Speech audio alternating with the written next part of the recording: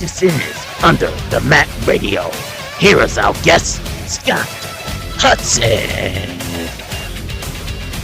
The Mat Radio, we're here, exclusive Skype interview. This is your host, Tech.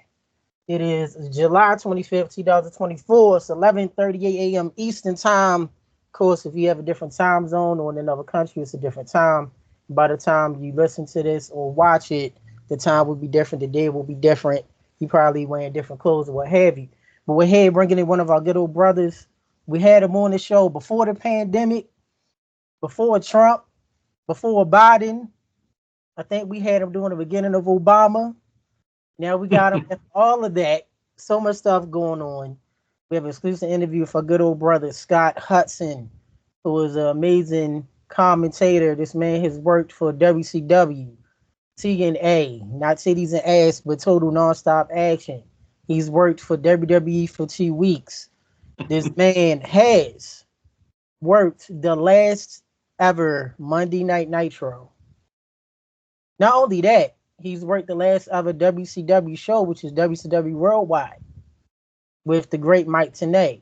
He also commentated the first ever WCW match in WWE and on WWE television with the great Arn Anderson. And he worked for WWE for 2 weeks, and he decided to work his job. This man's done so many great things. Great guy, loves black blazers, has the bald head, always smiling. And as our staff member Toph says, and a lot of people says, damn, that man has a soothing voice, which he does. We're going to bring it right now, good old brother, WCW, former commentator, WWE and TNA, Scott Hudson. Welcome, man. Man, it's great to be here. It's been a long time. Thanks for having me back. The further we get away from 2001, the more I'm impressed that anybody remembers I was ever in the business. So thank you for remembering, and thanks for having me back. Oh, yes. No problem, man. Thanks for your time. And you know, with you talk WCW, you know, you think of the commentators. You had Bischoff and Mongo and Schiavone and Heenan and Tenay. When it comes to you, some people don't know your name, but they know your voice. Oh, that's the guy. And then you had, you know, Mark Madden, Chris Cruz, cats we can't forget, Larry Zbyszko, Dusty. So WCW during the Monday Night Wars, 95 to 2001, that's what we're focusing on. You're part of that lineage. Definitely so. You're who we saw. Yeah. Definitely. The Saturday nights, the worldwides, you know, the pros, or, you know, the main events and different things you did. We heard your voice. So if they didn't know your name, they knew your voice.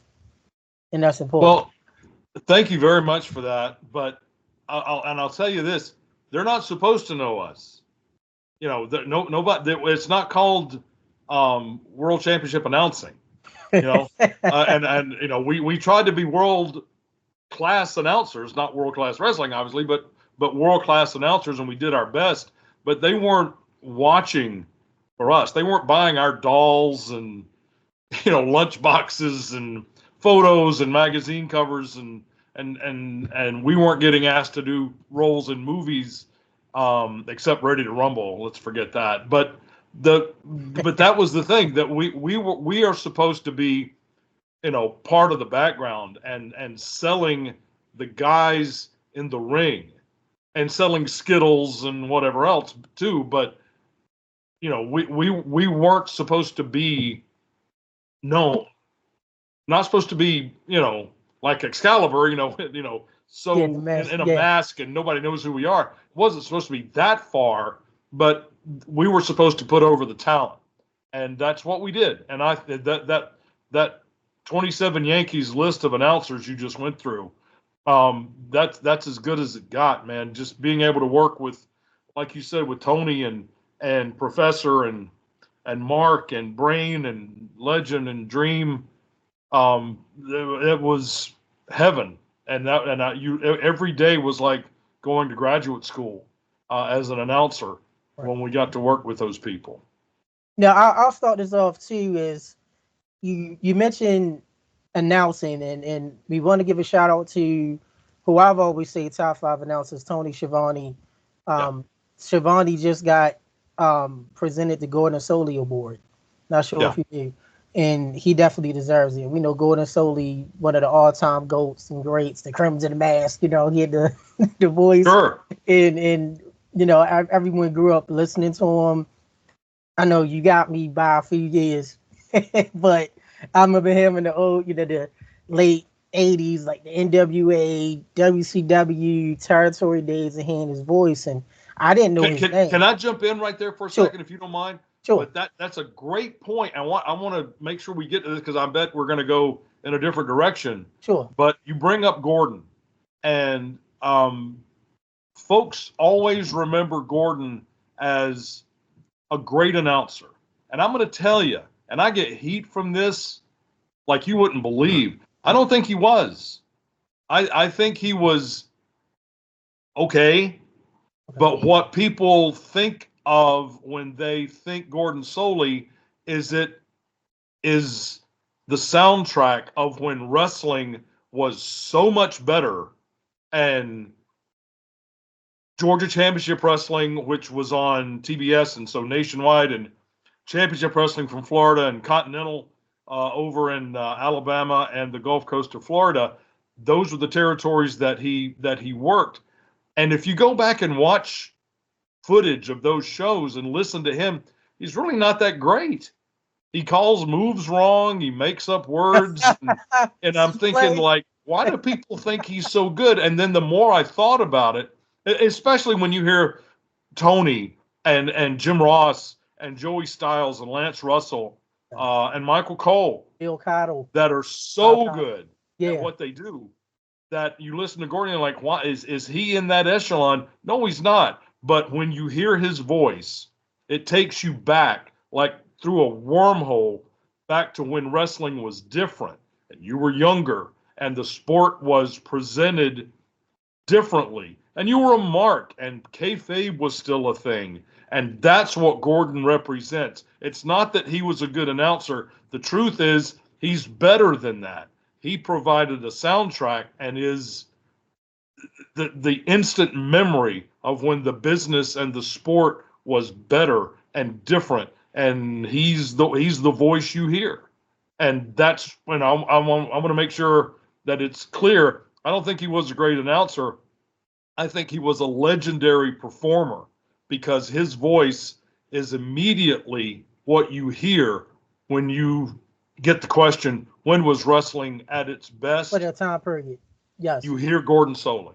Yes, and of course, as you know, with us, we're always blunt and straightforward, and that's how you feel. And you're right, with Gordon's voice being so distinct, he was the voice of that time period. Yeah, the C play, like what's a C play? Suplex, the Crimson Mask, and so it was more so of his voice was the voice of that time period of the 70s and the 80s and the late 90s of. That's what you're associated with. Absolutely. And that's a good point because, as you said, you had the great Lance Russell, Bob Cottle, Jim Ross, Tony. I mean, Gorilla, Jesse. People forget Jesse. Jesse Heyman. Love Stan Lane. Stan Lane wasn't the best evil. He's even said it. But we can go that way. So even this wasn't even bad. So it's just Vince was better than what people. Eric, Bischoff, our good buddy. Yeah, but Vince was all of his, what a maneuver. What a maneuver! Because he didn't know the name of the move, and then he just laughed. But again, you go back and watch those old Vince as an announcer, not an interviewer. He was a good interviewer, but as an announcer, it was what a maneuver, and then the laugh. But it makes you think of when wrestling was better and different, especially Vince's voice, because that was, the mid to late 80s when it was Hulk and it was Savage and it was Warrior and it was the Bulldogs and the Hart Foundation. It was so much better. Yes. And it was more of his voice was the Vince voice with like Gordon that time period. You heard it. What a maneuver. Look at that, the boy head dream. So it transcended that to the younger fans that may not remember Vince as a commentator wearing that Raw jean jacket as Vince McMahon is, Austin, go to hell, Austin. Yeah, that is a Ric different Flair, character. That's damn right. you to hell. It was Right. me, Austin. You know who else is like that? Is David Crockett, who I Yes, absolutely adore as a human being. He's wonderful. yes, And as an announcer, he would tell you he was terrible. But what he did was act as a fan. He was the voice of the mark watching that match in their living room, and he was given that voice. And that's why, to this day, if I go back and watch David doing color with Tony back on the old World Championship Wrestling days on TBS back in with the Crockett Promotions, David Crockett was good because he was saying exactly what I was thinking at that exact moment. He would say, "Look at him, Tony. Look at him," and that's just what I'm thinking. I'm like, "Look at that guy. He's like Nikita. Nikita. Geez, look at Nikita." And then David goes, "Look at Nikita." That was so underrated. I mean, was he Joey? Was he Jim? Was he Tony? Was he Lance? No, he wasn't. But was he entertaining? he Yeah, he was, absolutely was. and he had to be. I would say, see if you agree. I would say Davy Crockett, and we're not talking about the legendary Davy Crockett. David Crockett from WCW, Right. and I say even Tenay has to be the two announcers that they straight good people. They could never be healed. No. Even if they tried, it's like you're always gonna be face. It's like Ricky Steamboat trying to be healed, or Sting, or Rey Mysterio, or certain people you just can't be healed. And then Right. vice Same. versa, is certain people that can never be baby faces. Flair, Yeah. Triple H. The Just certain didn't people, work. Rick Rude.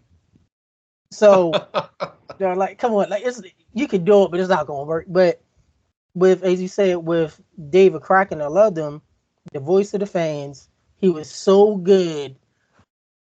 Very few times he raised his voice. Even when he did, it was like he's the good guy. He was the voice of the fans. Now we know Schiavone. We know he can go. Yeah. we like Schiavone. Even though Schiavone always was the good guy, you can still kind of, all right, we hear you, feel it. But David Crockett as well. And you mentioned about commentators, and I'm gonna get one word association with you. Sure. And I'm gonna mention some. And we talked off air to a guy that I love listening to, the Professor Mike Tenay. Yeah. He's not deceased to anything, guys, but he's not been in wrestling scene for years, and Tenay was amazing. So Yes. this your quick thoughts on Tenay, the Professor. Mike Tenay taught me so much without ever teaching me anything. We never sat down and he said, "Okay, get out your pad and pen and here we go." Never happened. But just being around him and working with him closely and being friends with him for all those years, he was called the Professor for a reason. I mean, he came across that way, very professorial on air, but he really was that way. That wasn't a work. He remembered stuff about wrestling and about the history that, it's a cliche, but he's forgotten more about it than I'll ever know. And I thought I knew a lot. And he was so smart and so giving with his time and with his talents and with his knowledge that he's missed greatly. And when he left TNA, boy, 2006 or 7, Yeah, somewhere around in there, I know. And he just left. And Yeah, the only time he's been back was when he got the Hall of Fame induction, a year ago? Not even. And that was so well deserved, and it was so great to see him back, even if it was just to get that accolade, and then to be gone again. And yeah. I miss him greatly. I liked hanging out with him. I liked working with him. I liked talking to him, but haven't seen him, haven't heard from him. But he's in my Mount Rushmore of wrestling wrestling announcers. And reason why I mentioned about deceased because, we have fans that listen to the show, watch the show. They may not be wrestling fans, and they may hear us the way we talk in the past and say, "Oh, did he die? Did he pass away?" So that's why I wanted to say, no, Mike Tenay is still alive. No, he's very much alive. He did a I don't know if you're a football fan. He did a Barry Sanders. All right, I'm good. Yeah, and that's right. But at least Barry Sanders, does interviews, and now you'll probably find him on something this weekend.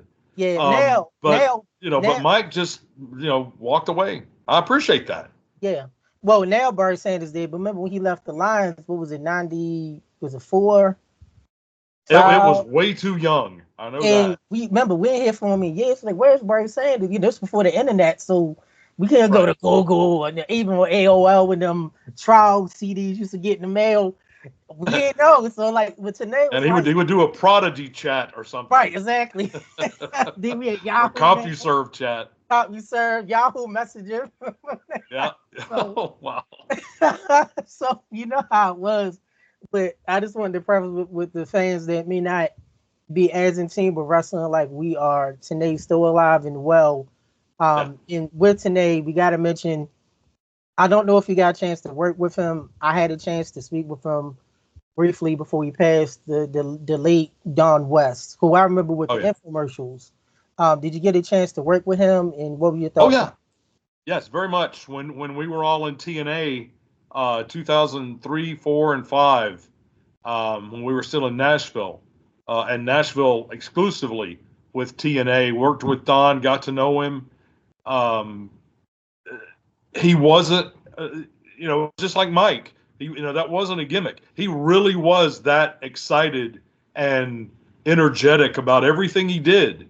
So what you saw of Don West, it wasn't like the minute the red light went off, he was this calm, nice, quiet guy. He was, that we were just lucky that they got the red light on in time to catch him, because that's the way he was all the time. He was so fun and funny. He went into, he had a radio background. He went into radio when TNA went away for him, but he was great. We did one of the Starcasts, Conrad Thompson's Starcast out in Vegas, a couple of years ago.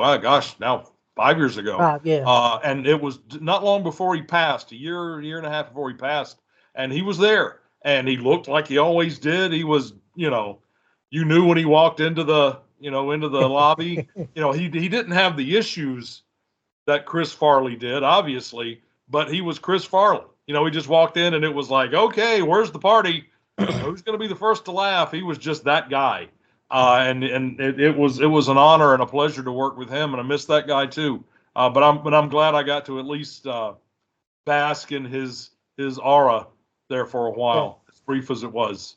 And he had the voice too, like my buddies and be around like, oh, so fast, so furious, so subtle, so strong. Like he just gave like, oh, he's so quick, the Pele. Every time you see AJ Styles, good buddy of ours, you got the Pele.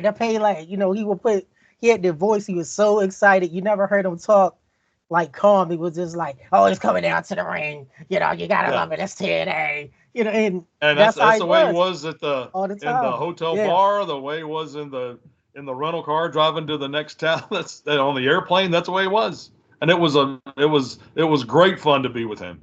And as you mentioned with Gordon Solie and Vince about the voice of that time period, you can't think of TNA without thinking about Tenay and Don West. Absolutely, that's what you're going to think about. Yes, it was other people. I know you worked there for a few years, and Jeremy Borash, and my man, the Pope Elijah Burke, and a few other people. Yeah. But when you think of like TNA, you're going to think of Tenay. That's a great point in that, Mike was established. Everybody knew Mike. He was an incredible announcer, smart guy, all that. Yeah.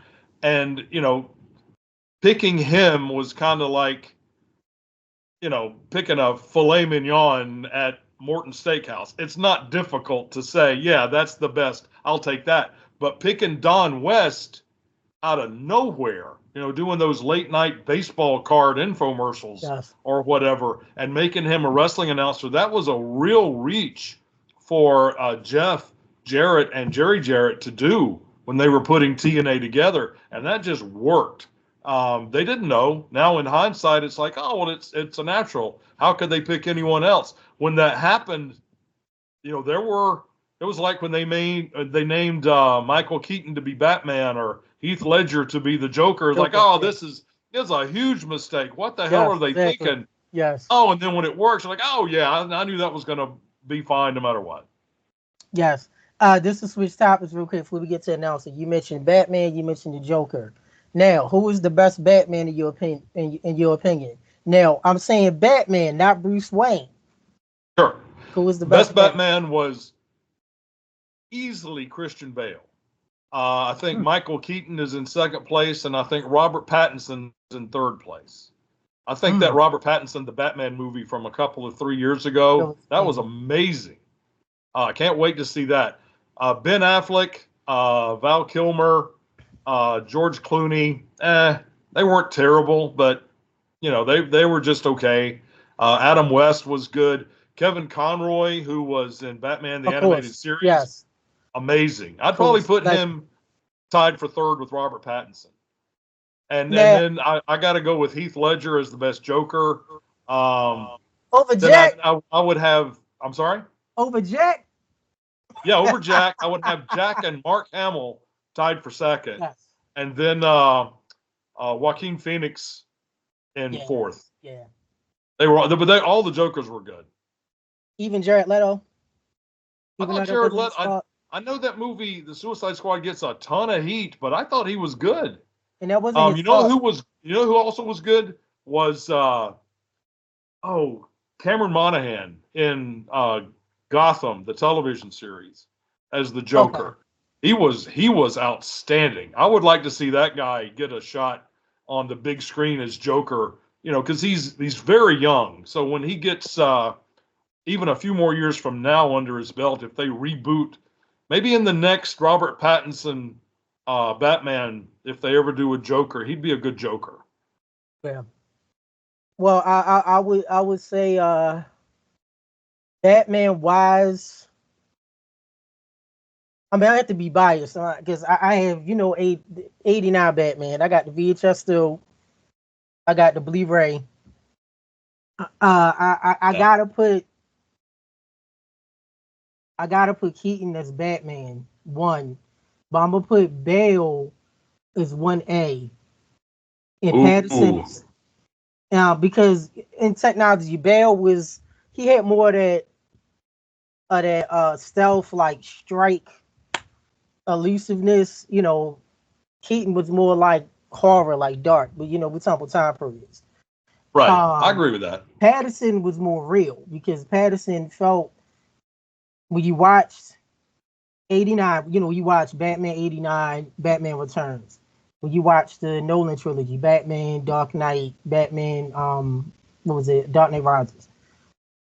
Even though they felt real, it still kind of felt like in like another universe or another world.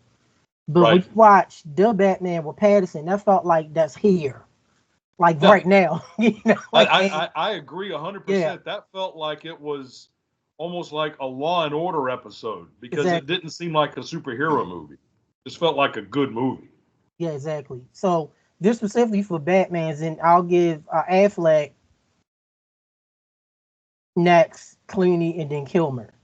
For Bruce Wayne, the best Bruce Wayne, I'm gonna say for his intimidation and the fact you do not to F with him, I'm gonna say Ben Affleck. Because if you remember when Ben Affleck with Bruce Wayne, he stood in front of Henry Cavill. Ben Affleck was big as shit, but he still looked good. So it was like, all right, he's a playboy, but he, it did falls looks wise. I'll see Ben Affleck, and two, this falls looks. I'm gonna say Clooney. Clooney and Bale kind of was like, they both look like the typical playboy. You would never assume them to be Batman, which I loved. Right. Ben Affleck, you just knew off the bat, like he can fuck you up.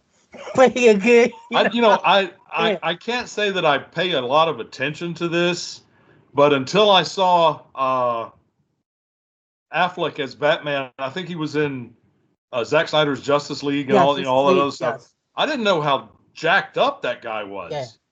He's in shape, and he's a big guy. I know that Christian Bale, goes from like 230 to 140 pounds. Yeah, exactly. Right. But I mean, Ben Affleck is he could be a wrestler. He could he had that look. So, and I know that he was supposed to be an older version of Batman and when he was doing that character. But it was still interesting. And he wasn't terrible, but when you've got Michael Keaton and Christian Bale and Robert Pattinson as your competition for the role, fourth place isn't terrible. That's fine. It's not. And like I said, you could debate. It's always, Jack or Keith is always 1 and 2. I mean, Jack is always, come on, it's Jack. And the part about Jack Nicholson playing the Joker was that up until his portrayal of the Joker, the only thing they had to compare it to was Cesar Romero on the television series from the 60s. And that was cartoonish. It was camp. And that's fine. But he basically had to reinvent that character. Or not reinvent, had to invent that character. And now everybody since then, Jared Leto, Heath Ledger, Joaquin Phoenix, Cameron Monaghan, everybody is playing a version of Jack's Joker.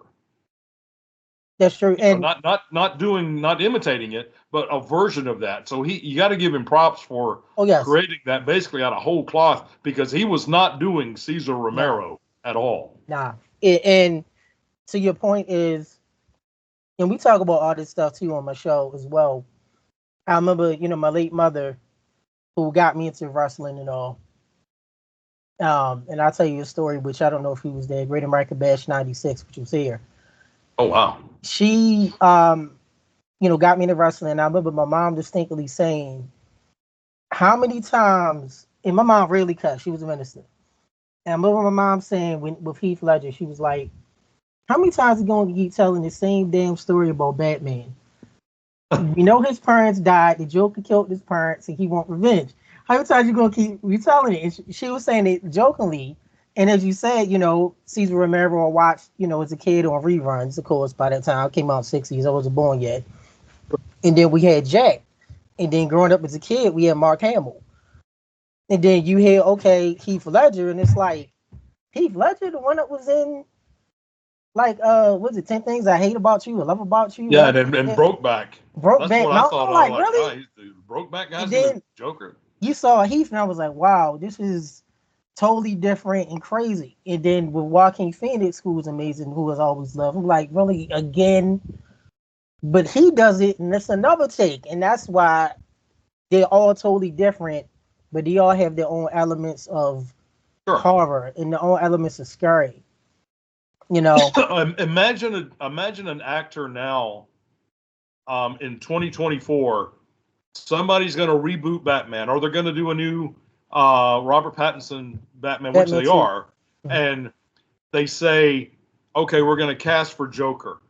Good grief. Can you imagine the actors going, there's no way on earth I want to go try and follow that, Joaquin Phoenix and Jack Nicholson and Heath Ledger and Mark Hamill and Cesar Romero and Jared Leto. All of them have won Oscars except for Mark Hamill, and he deserved them. And I've got to step into that. No. Let somebody else do it. That's why I think Cameron Monaghan would be a good Joker. The expectations would be different. I need to watch Gotham because I never watched it. But really? Yeah, definitely. I need to. I'm a big Batman fan, so a lot of friends and like, you gotta watch it. Now, I will say about the gimmick with Gotham is it's when they were all kids, not like little kids, but teenage, early 20s, and watching them develop their characters. And I remember my daughter was still living at home when Gotham was on, and I never missed an episode of Gotham. And every episode, I would always say the same thing, which was, man, Batman's got to get in the gym. Because the guy that played Batman he was a good actor and did a good job, but he probably, he was young. He was 15, and I mean, he looked like he weighed about $120.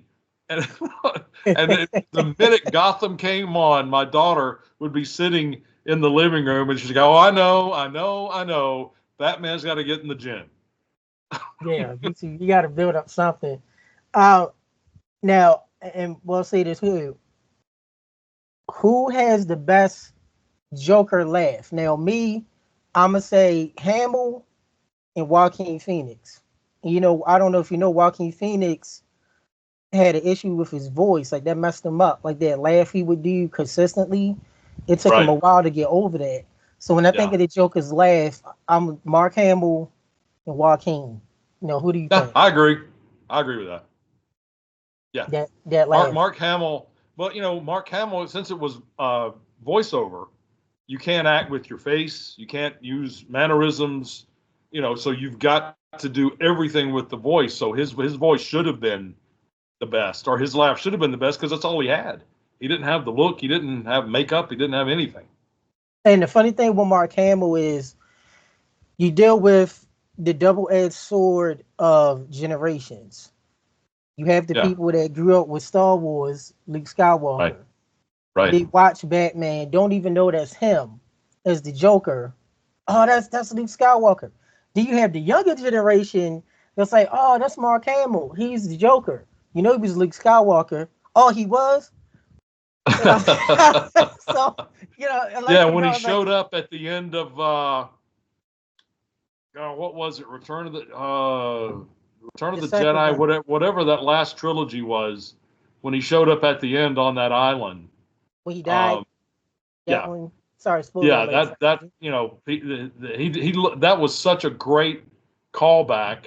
And then when I saw that, the first thing I'm not a Star Wars guy at all. But when I saw that, the first thing I thought of was, he looks too old to be doing Joker still. I don't know if he still got it, because he just looks so like he was ready to pass out. But he's an actor, so he's fine. And you gotta say, talking about wrestling at some point. I mean, oh yeah, we talk about wrestling, we talk about pop culture, a whole bunch of stuff. I just want to make sure that I'm on the right show. Nah, you get it. Well, my show, we talk about pop culture, comic books, all that. Because we hear wrestling all the time. It's like a bazillion podcast, and Brett and Raw, SmackDown, AEW. So it's always good to bring a mixture in, because most wrestling fans like comics and movies, TV, and it's good to know also about yourself. Like, we know what you did. We'll get back to that in a second. But what else is Scott Hudson like? We know he loves commentating the territory days and the Black Blazers and talking and what else about Scott Hudson? What do you like for breakfast? What do you like to eat? Super sandwich, or eggs scrambled, fried, over easy, sunny side up. So that's what we like to do. To have the fans get to know more about who you are, because you hear the mundane interviews, so 1996, you worked this and thought about that. We'll get to that, but so we can know more about you. Well, you mentioned food. That is my real passion.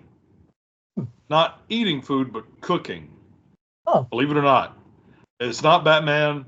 It's not wrestling. It's not criminal law, which I went to school for and did for 40 years. Wow. It's none of that. It's cooking. And this past weekend, two of our nieces were visiting us out here. I live on the lake in Georgia, and we have a nice house, and so they came and stayed here for a few days. And every day I made this, or every evening I made this big meal for everybody. And the first night I made Indian food. The second night I made barbecue. Third night I made seafood in a low country boil. I just love cooking. I'm the same way. So that's you want to know something about me? In all the podcasts and interviews I've done, I don't know if I ever really talked about that, but that is my real passion. I could spend all day in the kitchen, just whipping up dishes, and you name it, I can and have cooked it. Indian food, Chinese food, seafood, barbecue, Italian food. I'm from Georgia, so I know Southern cooking. I know I can do that with my eyes closed. So that's like my real passion. Now, is when you cook, because I'm the same way. Cooking is therapeutic for me, and I cook all the time as well. Is the thing that gives you joy of when you cook and you get to see your loved ones and your family, your friends Sure. take a bite and they feel happy. And the black culture, we say, when black people happy when they eat, they start dancing. Somebody, do the little dance, or someone smiles, say, "Oh, this is good." Is that the end goal for you of the joy of cooking, and my family and friends and colleagues is enjoying what I prepare for them? Sure. Yeah, I agree. First, I have an artificial hip, so I don't dance. Whatever that's worth. But You can there, shimmy. You can I do it can, like a yeah, little. I can dance on one leg. Yeah. But my wife is an artist. She paints and does competitions and wins awards and sells stuff. And Wow. so with her, she's got this blank canvas and paint everywhere and creates. And for me, that's I'm not an artist. I'm not Jerry Lawler. He's amazing, but for me, cooking is that I can look at an empty casserole dish or an empty plate and see the blank canvas and cook a dish or cook or prepare a meal and put it together. And I obviously never went to culinary school, but I've studied enough that you eat with all five senses. Not only when you eat, obviously you taste, that's a given, but it's also what you see See, and smell. what you hear when you go to a Mexican place and you order fajitas I love and they Mexican. bring it out and it's still Yeah. sizzling. You can hear, so with, and then how, texture, what it tastes like, and maybe you eat with your hands if you're eating French fries or, you know, a sandwich, so you're eating, and certainly with smell, if something smells good, you're eating with all five senses, not just taste. So, and the same thing with art that my wife would do. Other than taste, you're not going to eat a painting, but it's going to make you feel things and hear things and see things. So that's my artistic expression, in addition to eliciting the dance from people Yes. that eat what I cook. So it's the catharsis of creativity when I cook something, and plus everybody's like, "This is so good," and that's nice to hear too. That's good. Shout out to your wife. My degree is in art. I'm an artist as well, in fine arts. Oh, Totally, congratulations! That's a yeah. that's a tough that's a tough discipline. The blank canvas and similar when you have a skillet or a cast iron pan or a pot, or you like, okay, you just it is your wife will tell this because I could say as an artist as well. It's it is a right or wrong. It still are some rules you follow, but once you follow the main principles, then you could just have fun, with it.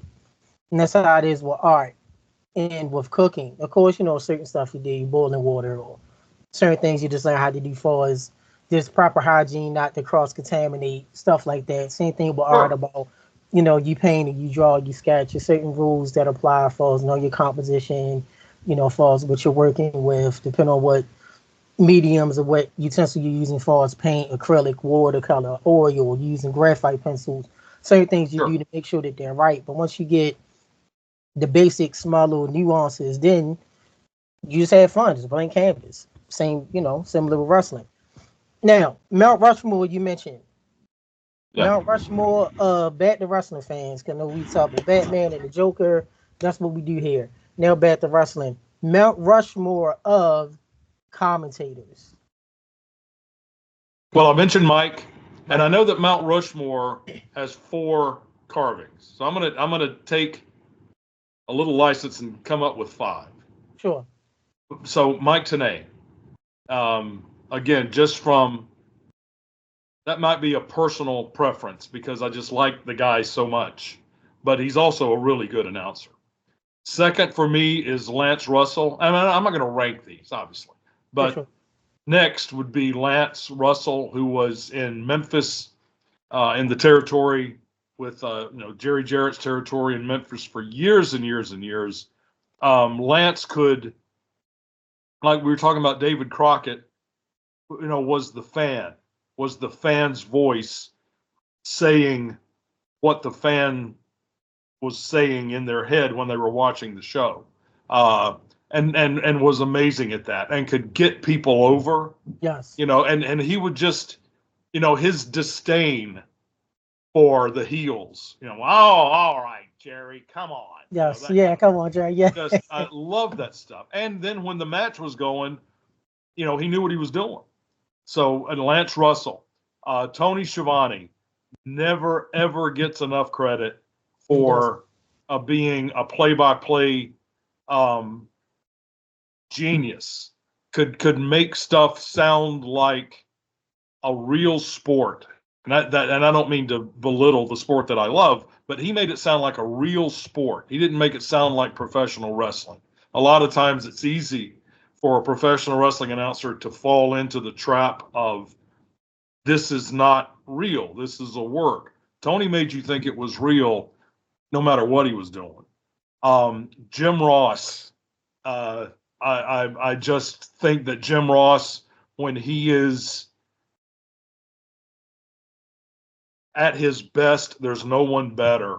I encourage anyone watching this podcast to dial up some Jim Ross from the Mid-South territory in the mid-'80s, especially when he deals with this one particular angle where Eddie Gilbert, who was just one of my all-time favorites, if not my all-time favorite, when Eddie was associated with the Blade Runners, Sting and the Ultimate Warrior, when they were still breaking in.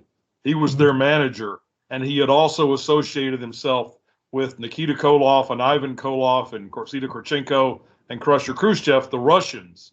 And all of a sudden, Eddie comes in and says he's had a change of heart and basically says, I'm not turning babyface, but I'm not hanging out with the Russians. I'm an American. So the people pop, and Cowboy Bill Watts comes out, and they, burn the Russian flag and all this other. And then Eddie swerves them and beats the hell out of Bill Watts. All of that's a great angle. Jim Ross takes that from being a great angle to being literally my all-time favorite angle ever in the business because of Jim Ross. He's that good. He could take the Russians and Bill Watts and Sting and Warrior and Eddie and be better than all of them together at one time. That's how good Jim Ross was. And last is Joey Styles from ECW. Everybody knows Joey. He don't get enough credit, man. Joey did it by himself.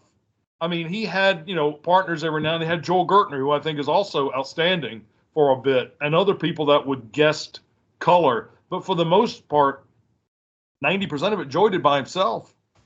That's insanely difficult to fill that void. And as a play-by-play person or a color person, you rely on your partner to let you just take a breath, and reset and think of what you're going to say next. He didn't have that luxury.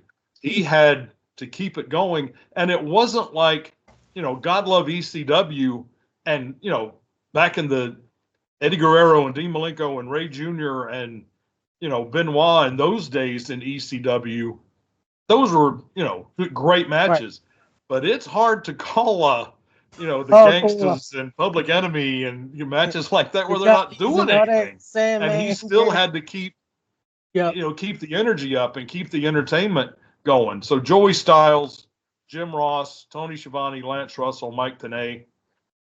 That's my Mount Rushmore. I feel you. And you, that's hard to debate. I mean, you could swap a couple of people, but that's definitely great. And I would say you got the 4 Mount Rushmores, and if you add a 5, they could be on the way to Mount Rushmore. You got the little trail going on up. That'll be Tenay, or whoever you want to mention be the 5th one and be on the way up to it. There you go. I like that. You mentioned Schiavone, and you had the privilege in the honor of working with Schiavone at the last Monday night Nitro, which we all know, 4-part series, Dark Side of the Ring, with partnership with the Rocks Company. They just did Who Killed WCW, did a 4-part series. All of our friends, people we worked with, interviewed were on there. From your take, because you wasn't on there, and one of my good buddies, Gil Mill, who I do media work with as well, he brought up a good point yesterday. He said to me, bro, he was like, none of the commentators was on this series. Like, what about their thoughts? Schiavone said publicly he declined. We know Bobby's, sadly passed away. I know Madden, he does radio. I haven't heard, Tenay taking, time off. I haven't heard anything from Chris Cruz. Sabisco, I mean, he's around. Yeah. And you. So it's like, and it was only you and Schiavone calling that show. So tell us, just take us through that day. Like, did you know before how you felt that morning, your first thoughts, the atmosphere? This your I don't like saying honest, you're supposed to be honest. This your very unadulterated thoughts of just that whole show and working it. We knew. Tony and I did. I mean, I don't know who else knew. I assumed everybody did. We knew that it was the final one. We knew that that Vince and that structure had purchased what was left of WCW. We knew everything. Then none other than knowing how the show was formatted, which we never know until a couple of hours before the show starts. There was nothing that happened on that show that we didn't know about. We knew about it going in. So it was, at least for Tony and I can't speak for Tony, and I would never pretend to, but I think we approached that show knowing that it was the final one, that it was the last time we were ever going to do a Nitro, the last time we were ever going to do wrestling on a Turner network, which ended up not being the case because Tony's back doing AEW on Turner channel. So that's awesome. But it took 20 years. But we looked at it as, again, I looked at it as, just the closing of a chapter. I'm not really one prone to go back and revisit. It's like an old girlfriend, I was lucky enough that, girlfriends that I had in my life and whatever, when it ended, it ended. And none of them ended terribly. They ended and, maybe hard feelings for a month, maybe. But then after that, I was like, yeah, we had some good times, good movies, good times at the beach. Memories. And you just look back and think about the good times, you move on. And that's the way I looked at it in WCW. I didn't, look back in anger like the old Oasis album, but I just, it was over and we moved on. And I was going to make sure that whatever we did in Panama City Beach was great. I went into every Nitro trying to be better than the last one. I can't control what's booked and how the work, but at least what I can control, I wanted it to be better than the last one. So I went into the last one wanting it to be better than any other one I'd ever done, but I had done the same thing the week before.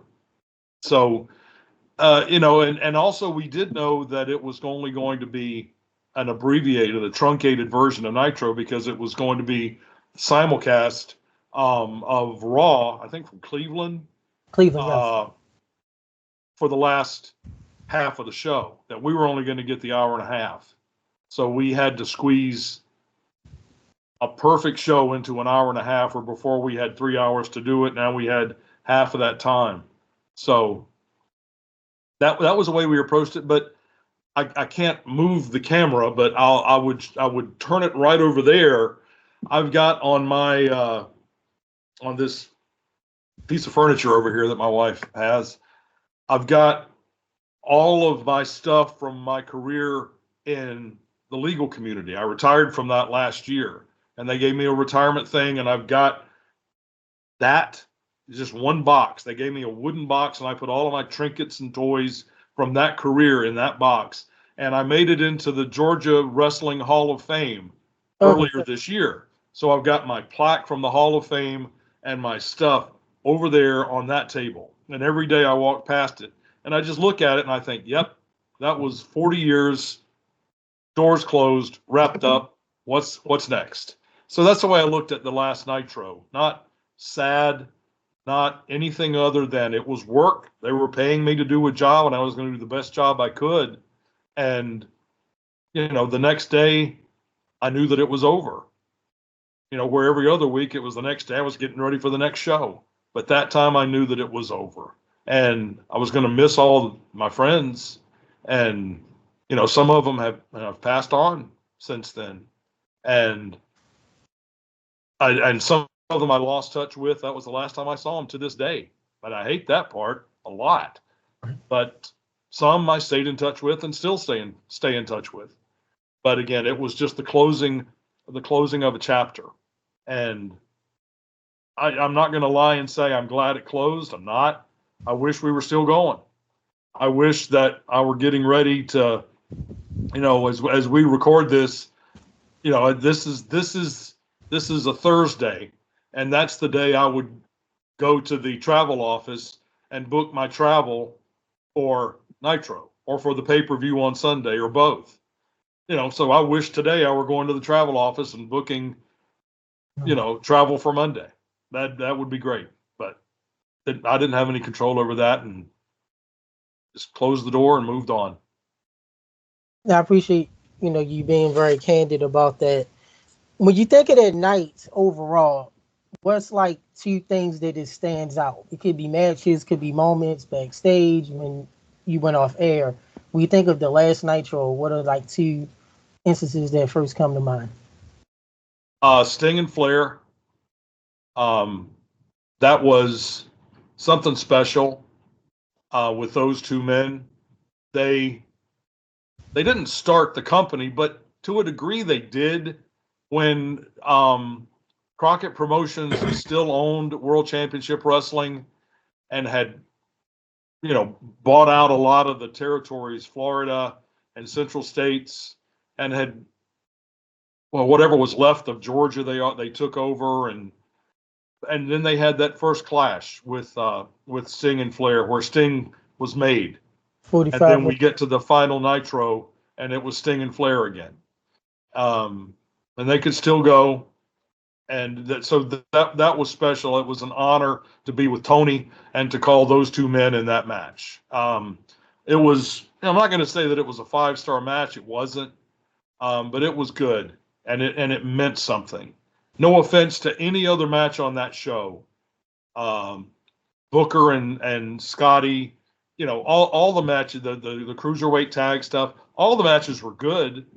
But there was something special just about being there with Tony and calling a Sting and Flair match. I mean, I'm just a mark from South Georgia, and here I am at Club La Vila in Panama City Beach on TNT with Tony Schiavone calling a Sting and Flair match. I mean, geez Louise, does it get better than that? Right. The otherwise is going to be another moment that from just it being the end, and it's kind of a two-parter. When the show was over, the Nitro part, remember the show kept going on broadcast, and it was a simulcast, so we're just not in a rush. So we were backstage, and everybody's saying goodbye, and knowing that it's probably going to be the last time. And I went up, and I'm saying goodbye to everybody, and I went up to Flair, and I just said, Nate, it was an honor to work with you. Thanks for everything, and I hope that business hasn't seen the last of you, or something from the heart. And he was just crying. Flair's a very emotional guy. Yes. Anyway, and he was crying, and I just remember him hugging me, and he said, "The honor was all mine. Thank you," and that meant everything to me. And when I said goodbye to Rick, and I said goodbye to everybody, and I think I told you this maybe when we were together a few years ago, but Tony comes up to me and says, "What time's your flight?" I said, "I don't know, 5:30 in the morning." And it's only from Panama City Beach to Atlanta. It's only like an hour flight. Yeah. And I said, "I don't know, 5:30. So he says, "If you got your bags?" Yeah. So he said, "Come on." So I had my bags. We jumped in his rental car and left at 11 o'clock and drove all the way to Atlanta, just me and Tony. And we spent the whole trip just talking about wrestling, just talking about the old days and territory days and Georgia Championship and Mid-Atlantic, what we saw growing up and what's going to happen next and what we enjoyed, and laughing and telling stories. And, he dropped me off at the airport in Atlanta, and I jumped in my car and went to work, went to the office. So I think I was up for like 24 straight hours. That was not easy. But so those two things, just being there, like I said, just being in that moment of being at Club La Vila in Panama City Beach on a WCW Nitro episode on TNT with Tony Schiavone calling Sting and Flair. That's as good as it gets. And then saying goodbye to Rick and to Tony, and everybody. Those are the two moments I took away. I'll never forget those.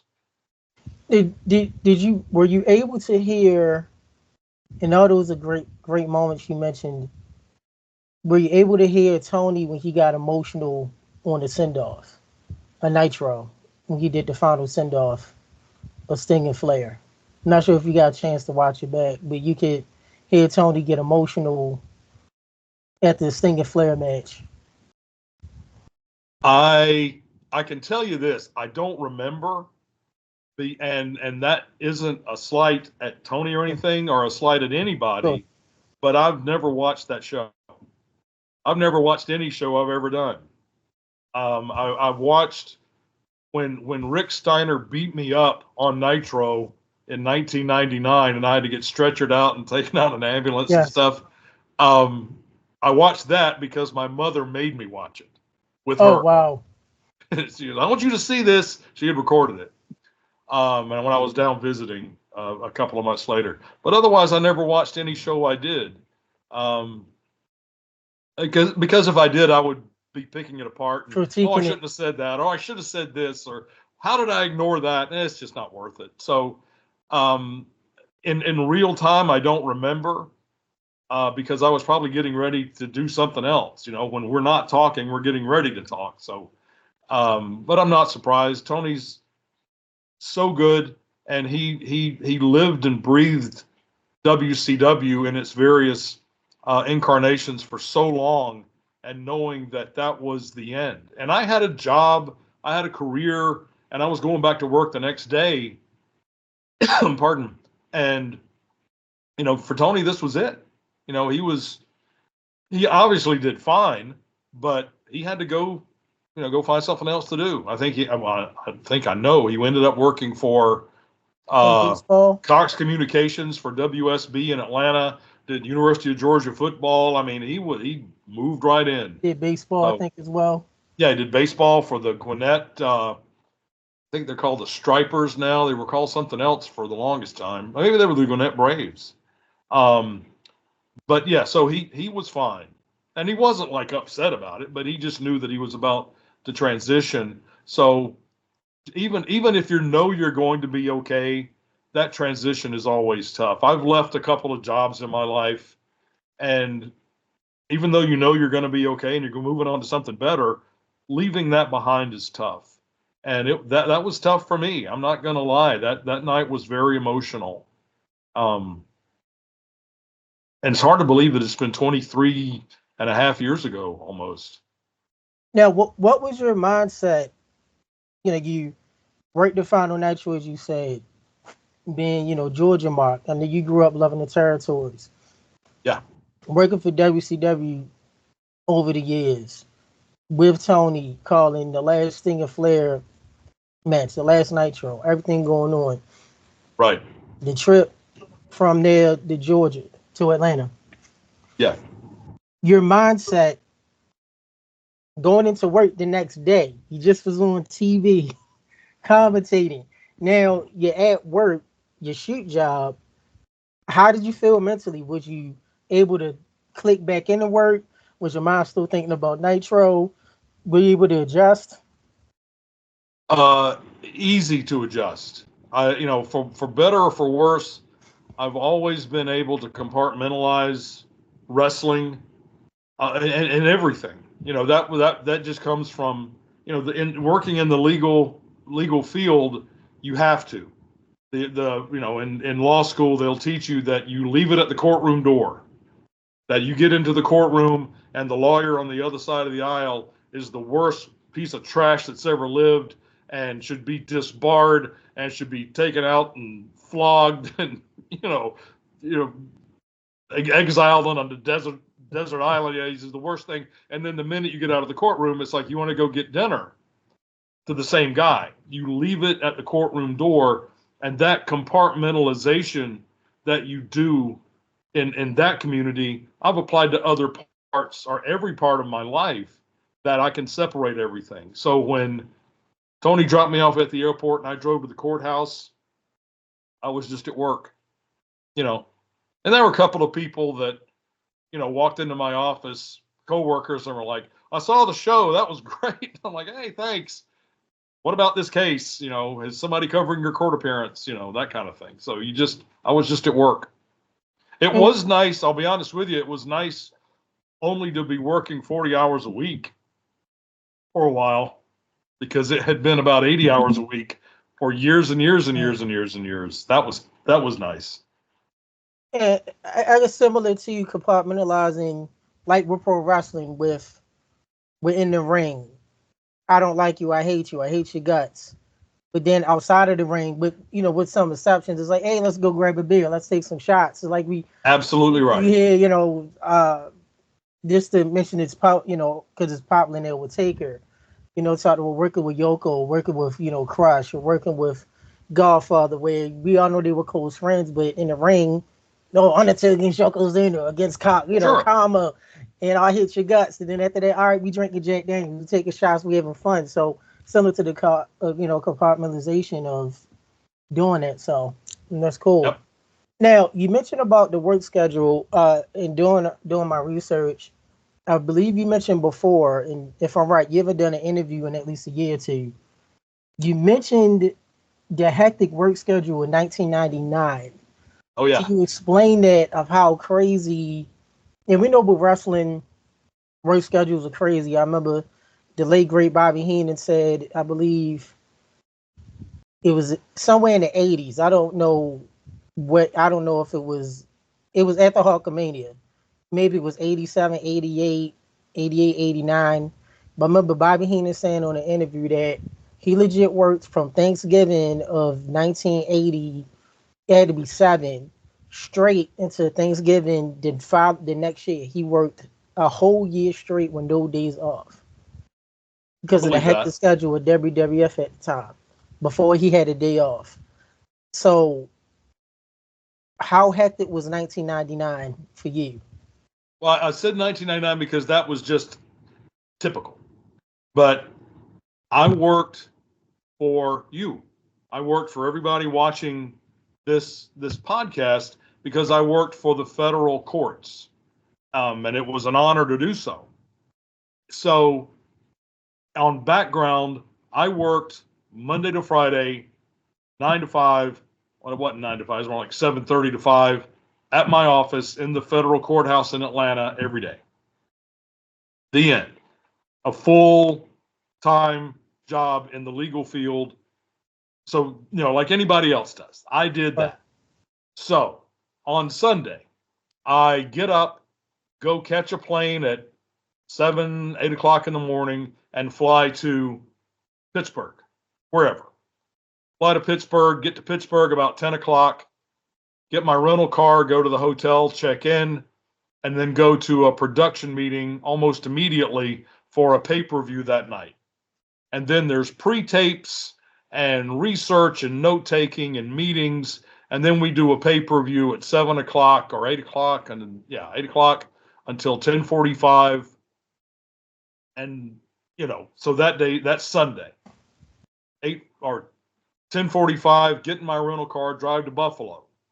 Get to Buffalo about 1 a.m, check into the hotel, get some sleep, get up, go to the production meeting at 10 a.m, pre-tapes, notes, meetings.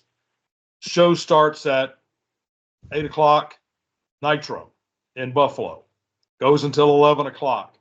I go back to the hotel, I get up, and I had taken Monday off from work, and get up at 5, go turn in the rental car, catch a plane at 6:30, fly back to Atlanta, and get to my office about 8:30 and work all day. Wednesday morning, and then go home when the work day's over. Wednesday morning, get up, go to the office, work all day. Finish about 5 o'clock. Go down to Techwood, the Turner production studios, and do WCW Nitro and WCW Thunder? Worldwide, Worldwide. international versions of Worldwide and Nitro. They're edited down to an hour, and it airs everywhere except America. Wow. You name it, it airs there, but not in the United States. And that's me and Legend, Zbyszko. So that takes a few hours. I get home about 9 o'clock, 10 o'clock at night. Get up Thursday morning, go to work all day, go home. Friday, go to work all day. When work's over, go over to the studios on Log Cabin, the WCW headquarters out in Smyrna, and we do the Saturday night show that's going to air the next day on TBS. And also on Wednesday, we do the Worldwide for the United States, with usually me and Mike. And it was me and Stevie Ray, and it was me and Dusty, and then on Friday, do the Saturday night show. So I'll get home about 9 o'clock from there. And then usually I'll have Saturday to write an article for the website and an article for the magazine. And then Sunday it starts all over. Man. And that's what I did from first part of 96 until the last Nitro. 5 years. What was the time when you felt the most exhausted, where you legit went to Nitro or Worldwide and you in terms of like you're struggling? I know it's professionals, you'll never show it or never break, but do you remember a time where you was like, bro, like? Well, I'll tell you this. I will soon be 60 years old. In a couple of months, I'll be 60. So I was in my mid 30s, even though I looked, except for the gray hair, I look about the same, I think, but I was a lot younger than I looked. I was still in my 30s. I was 30 when I got hired by WCW. So I had a lot more. I had 30-year-old energy. So I could do all that. I was never exhausted. But I'll tell you this story. Say that Pittsburgh, Buffalo, that did happen with those two cities. Yes. But then again, it would have been Vancouver, British Columbia, and Seattle, or, 2 nights in LA, or Dallas and San Antonio, or whatever we were doing. But one night, wherever we were, I did the pay-per-view on Sunday and then the Nitro on Monday. I always kind of screamed as an announcer, like a low-level scream. I'm not yelling, but I was just, oh, and that, and just that growl. And so whatever pay-per-view it was, I screwed up my voice, something fierce. Oh, no. And I had no voice. I had this. So I went to the grocery store on the way to the building for Nitro and grabbed this like 10-pound bag of lemons, which is a lot of lemons. Because if I sucked down half of a lemon, I would have my voice back for about 3 minutes. And then it was gone again. So when I was going to be out there for Nitro, I'm just sucking down lemons so I could talk and have a voice. People watching the show had no idea because we weren't on camera. but I'm just going through lemon. So I'm walking out, past Gorilla to go out to the ring before the show starts. And I've got this bag of lemons. And Paige sees me and he goes, "What's with the lemons?" Little And I Paige. told him that story and he just said, "Can I have one?" I said, "Of course." So he grabbed the lemon, the end, and we go out and do the show. So when Paige comes out to do his promo, he's got this lemon. And he's standing there with the mic and just like juggling one lemon in the ring doing his promo. And he goes, "What do you see when you see this lemon?"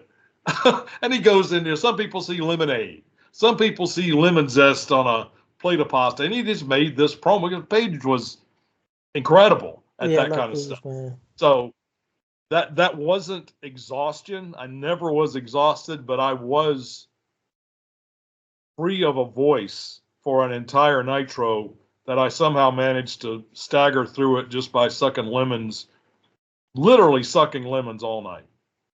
Man, you gotta do what you gotta do. That's right. I did get a text earlier from somebody you may know, Vince Russo, as we call Brother Bro, and he said legit. I was just checking my phone. I absolutely love Scott with like 5 different exclamation points. Well, that feeling's You are mutual. loved. You are loved. I'm probably, and I'm not bragging, but I'm probably the only person in the world that can say that I truly love Jim Cornette, Vince Russo, and Eric Bischoff. I could spend a weekend with any of those men and enjoy myself talking about wrestling, but I don't think any of the three of them could spend 2 minutes with each other. No. And I will say, we talked off air. I've had the privilege of talking with all three, interviewing them and work with them at conventions. I'm the same way. I talked to all three. They fun. We laughed. We joked. Them three together. Well, actually, now it might be harder to get Bischoff with Tony Khan because it seemed like this there might be a little. You might have a little better chance with Easy E talking to Cornette. Maybe not as bad. Easy E and Cornette. Right. Easy E and Corny talking to Russo. That'd be issue, but you still may have a better chance of having Easy E talk to Russo than Easy E talking to Tony.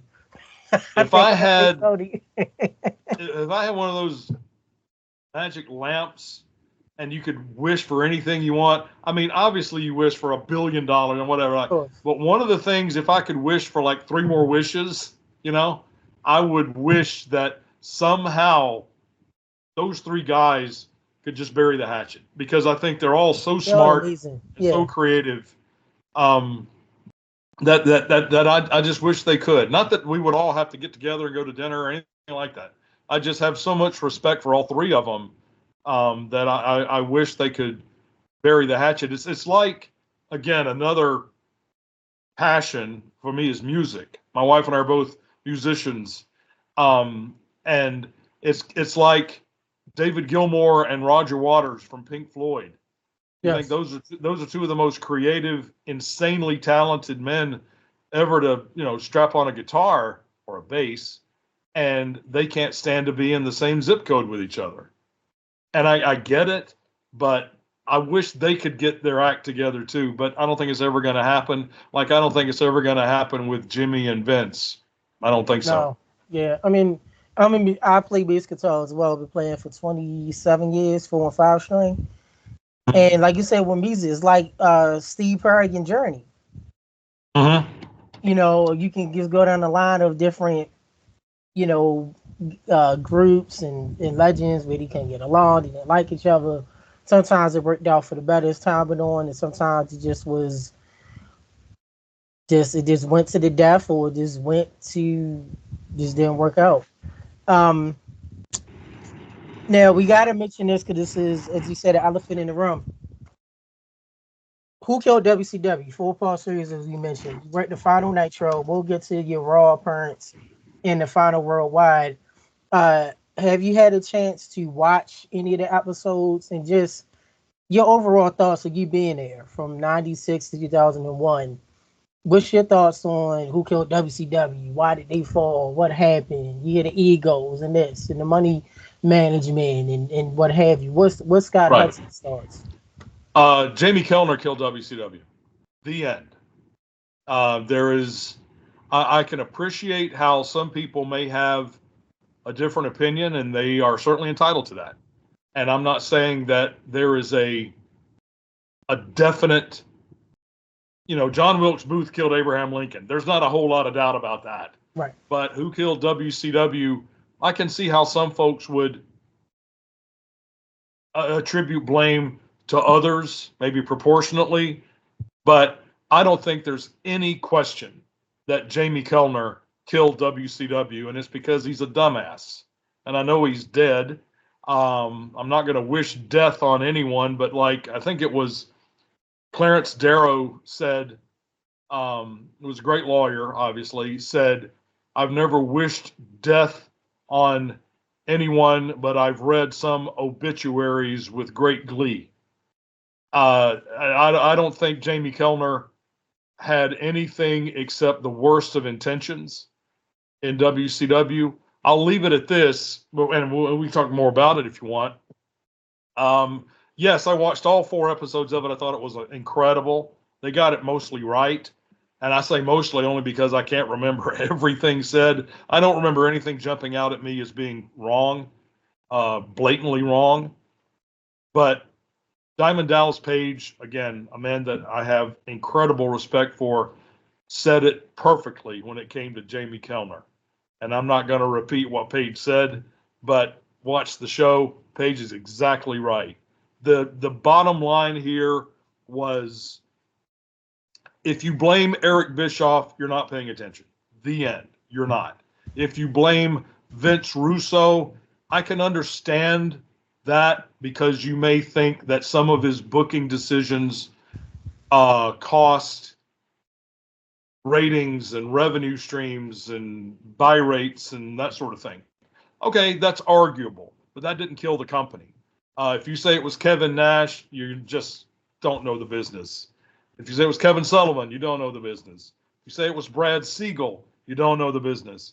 It was Jamie Kellner, because WCW first did not lose $60 million in its final year. It just didn't. That's the myth that a lot of people believe, kind of like a lot of people believe there were 93,000 people in the Silverdome in March of 1987. There were not. It was like 71,000, which is still an amazing crowd. But that wasn't enough. They had to lie and say 93. WCW lost money, but it wasn't 60 million, but that's what people want to believe. So when WCW was bleeding money and the merger with America Online, WCW and Turner had already merged with Time Warner, and then Time Warner merged with AOL, that when that happened and this idiot, Jamie Kellner, is put in charge, the only thing he cared about was appearance, the appearance of TNT. And I mean appearance like literally. Well, how did it appear to other people? He thought he had some sort of Tiffany lamp, Rolex presidential watch, cable network, and that's what he had at TNT. And he didn't want it sullied with any more wrestling. He didn't like wrestling fans. He didn't like the wrestling business. It didn't matter if we were generating $60 million in profit. He didn't care. Like it. He just didn't like it, and he wanted it off. So when he canceled all WCW television programming, all of it, even the syndicated stuff, he canceled everything. WCW went from being worth something to being worth nothing. And Vince, you can say a lot of stuff about Vince McMahon, most of it true, but one thing he's not is stupid. And when he saw WCW completely gutted to where it was worth ostensibly nothing, what was it, $4 million that I think he paid for it at the end of the day, and he made that back, or something like that, yeah. And he made that back in the first week, with the library. So he's not stupid. He bought what was left, And I don't blame him. He was picking the bones that Jamie Kellner had killed. Jamie Kellner killed WCW. The end. Because he hated wrestling and he hated wrestling fans. And all you need to do is look at what happened to Jamie Kellner after that. And Jamie Kellner also, the fans may not know, also killed Batman the Animated Series and The Tick, which one of my buddies had mentioned, which is why a lot of people outside of wrestling do not like him at all, because he killed WCW The Tick, the animated series. Now, granted, he did, of course, had contributions, Fox, WB, but it's like, dude, you didn't kill WCW. You killed stuff that people loved and adored. He ruined lives. He took careers for no good reason, just because he didn't like wrestling fans. He didn't like to look at you, and he didn't like to look at me. He didn't like to look at, rephrase, when President Bush the Elder, Daddy Bush. Yeah, Daddy Bush. Yeah, George H.W. Bush was running for president in 1988. He had a man that was one of his campaign advisors named Lee Atwater. Lee Atwater was also a musician, but Lee Atwater was a really smart political guy. And I remember watching an interview with Lee Atwater during the campaign, and he said to win this race, and remember, they won that race over Michael Dukakis. Lee Atwater said, to win this race, we have to get every vote of the front row at a professional wrestling show. Wow. That's America. That's real people. That's not some kind of elite Ivy League educated, and I got no problem with the Ivy League. They're wonderful. But there's not many Ivy Leaguers out there. There's a whole lot of people that graduated high school and maybe 2 years of college. That's the front row at a wrestling show. And Jamie Kellner hates those people, hates them. And all you need to do is look at what happened to him. How long did he last at Turner? Was he there for another 18 months after he destroyed everything? No. Maybe a little less. And and nothing else. He just was. He was just a cancer, a toxic human being. And I know that he's somebody's dad and granddad and brother and uncle and cousin, and I get all that. I don't care. He killed WCW, and I echo what Paige said in the Who Killed WCW broadcast. He got it right. And we know Paige, who that's our brother. I love Paige. He's been on our show multiple times. One of the most positive people. If Dallas says something bad about you, something's wrong. you are really bad. If Paige cuts the promo on you for real, you've really screwed up. That's exactly right. It could be a tornado or F5 coming your way. Paige is gonna find some positive way. Just look at it, and that's to get out. That's right. Well, those trees needed taken down anyway. Yeah, you good. We'll be fine. The wind we can just carry this. Paige is, and we love Paige. And and he's so positive. But if he says something bad, then you must be you must be some kind of evil for Dallas to say something. I just think about all the people because of this one decision by this one idiot that lost their career. I don't know if they lost their house or marriage or anything like that, but they lost their career. And if they had to struggle for a couple of months, or if they landed on their feet the next day, it doesn't matter. They didn't do anything wrong, and there was nothing wrong with wrestling. There was just something wrong with him. And with you mentioning it, it makes me think of, and I just watched this randomly last week, Wall Street, Gordon Gekko, Charlie Sheen. Remember, this isn't spoiler alert, guys. If you haven't watched Wall Street by now, then you'll be all right. But Gordon Gekko, underhanded, he used Charlie Sheen because Martin Sheen, his road dad, played his dad, had the airplane company. He used Charlie Sheen, but Martin Sheen was born, and Charlie was like, hey, he's a snake. And remember, Gordon Gekko basically did what Jamie did. He took over, and they went on a liquidation, and legit was like, dude, all these people, the lives you done messed up. And Gordon was selfish. He didn't care. He didn't have no. I mean, he got his upcomings in the end, but he did basically, what John McCown does. He was selfish. I got money. I'm fine. I'm just gonna F everybody over, and you got all these families without a job and people lives you ruined. So I remember Michael Douglas saying the line was and I think I've got it close. He said, "Greed in all of its forms is good." And that was it. It was just all about money. And it wasn't just greed about money. It was greed about power. It was greed about influence and domineering management style.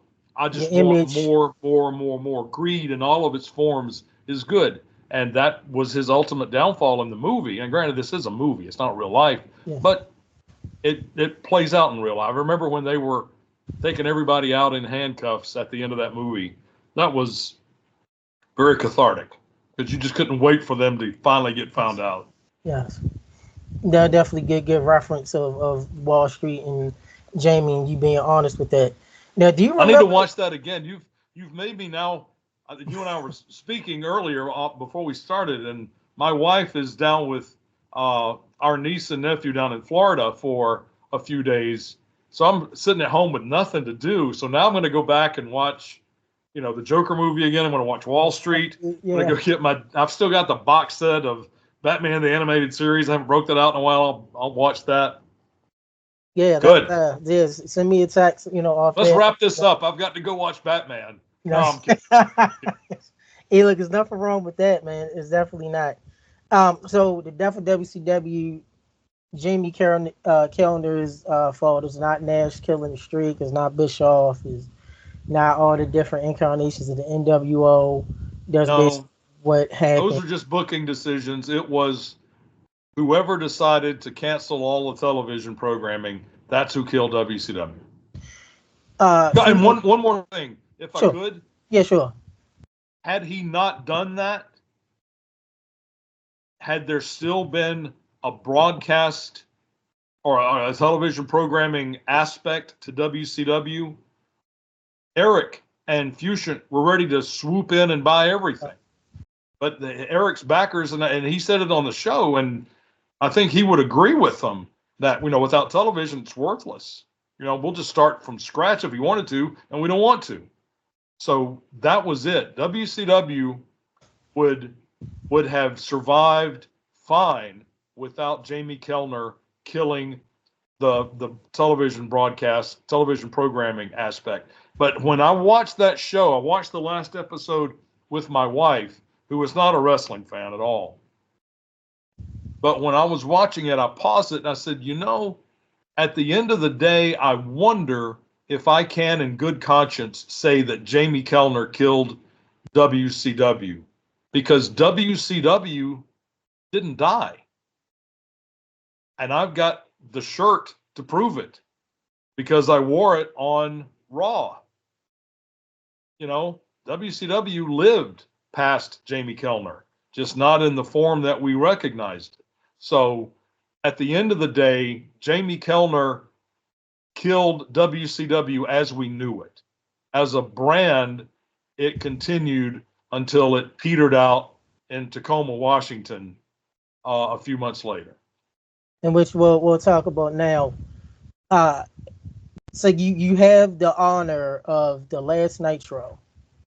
You didn't get to the last Worldwide yet. Then you go to WWE, WWF then Raw. Right. You commentate with the great Arn Anderson. Yeah. In Tacoma, Washington, which isn't even WCW territory. Not hardly. Which Buff has even said it before, and a few other people we know, Mushi has even said. On Monday Night Raw, we had Booker T against Buff Bagwell. Take us through.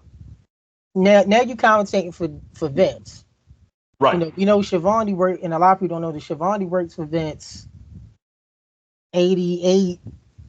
I think it was late 89 to 90. 90, and before he came back. So we know Schiavone Heenan, those two worked for Vince and worked Bischoff. Right. Your case, you was all Turner, Bischoff. Now you going to Vince doing the opposite. So tell us about your experience interviewing with Arn. Was it different? Was Vince in your ear? Did you know it was like effed over from the beginning? What was that like? No, Vince was not in my ear at all. I know and I think he might be in Michael Cole's ear a lot, but he wasn't in mine at all.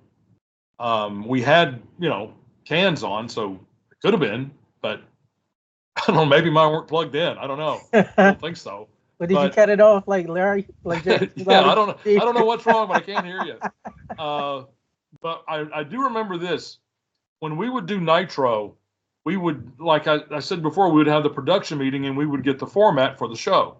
And sometimes that thing was like 40 pages long.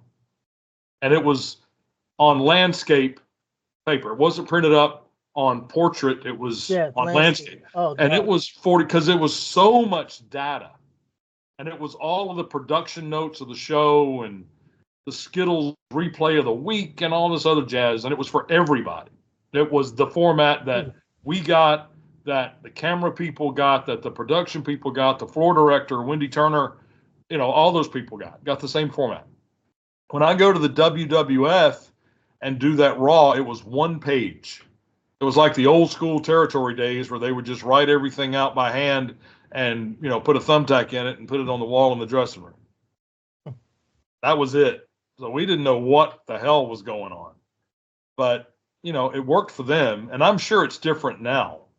But that's all we got. So that took some getting used to. But otherwise, it was just another show. I mean, pardon me. I talked earlier about loosening my voice. I'm about to do that again. I don't remember there being anything markedly different to speak of. I mean, it was just another dressing room. It was another catering where everybody kind of congregated. Another production meeting. It was a show, and it was nice meeting all of those folks that I had never met before. Some of them I'd, like Benoit and Jericho and Perry and Eddie and Dean. Those guys had already left, and so I got to see them again. That was nice, and so it was just another show. I do know that when Arn and I came out with Stacy Keebler because their theory was people didn't know who we were, and they probably didn't. But they may not have known who Stace was either. But they're certainly going to go crazy for a gorgeous 6-foot-tall blonde woman. Yeah, of course. No matter who's coming out with her. So we got a reaction. But when I've heard what you said earlier about what Buff Bagwell said regarding this, and he was exactly right. We had never played Tacoma or Seattle with Nitro, just didn't.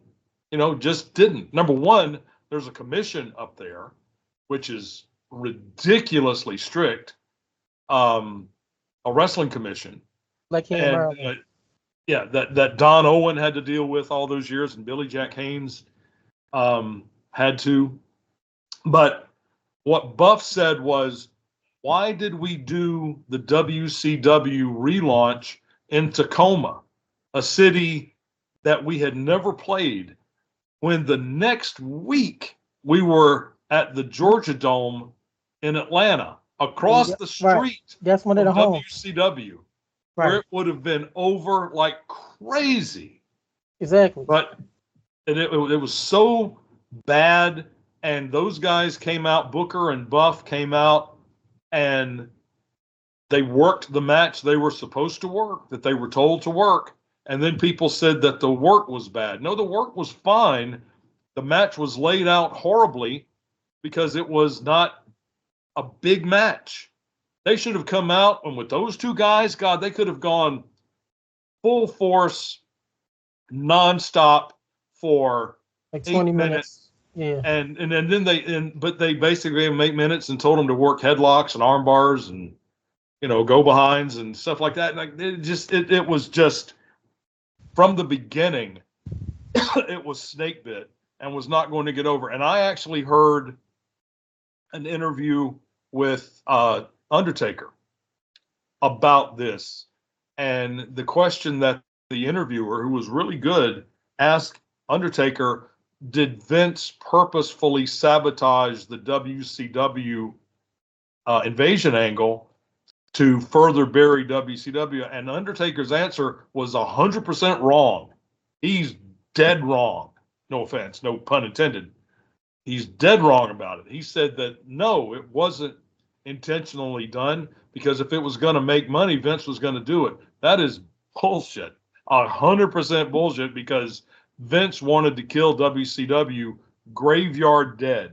And if Taker can't see that, I'm sorry, but he's wrong. Vince was not going to let WCW ever get over, ever. Now, Ray Jr. and Booker got over in spite of it because they're good.